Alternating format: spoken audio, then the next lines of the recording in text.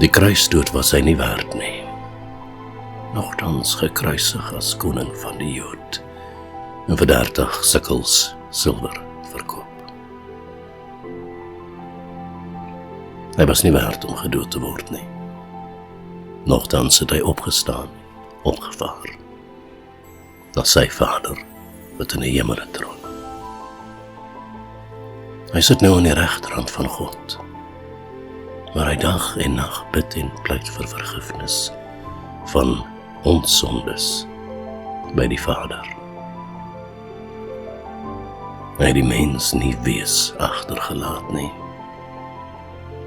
Sy Gees, die Heilige Gees uitgestort. Sy autoriteit, sy krag, sy gawes, genees, werk deur sy koningskinders elke dag. Hy het beloof dat hy weer gaan terugkeer. Hy is ons raadsman, ons sterke God, ons ewige Vader, ons Heiland, die weg, die waarheid, die lewe, die Messiah, wat ons sonde op homself geneem het. Wie in hom glo sal nooit verlore gaan nie.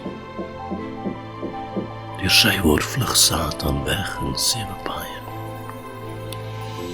Deur een woord te sê, wek hy dooies op, blindes sien, doewes kan weer hoor, gestremdes kan weer loop, siektes en krankheid, die genees hy. Verander water in die beste wyn.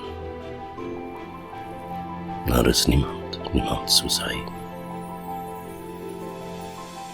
Hy is het werd om geloof en geprys te word, hy het ewigheidswaarde. Sy evangelie wil ek uitdra tot aan die uithoeke van die aarde.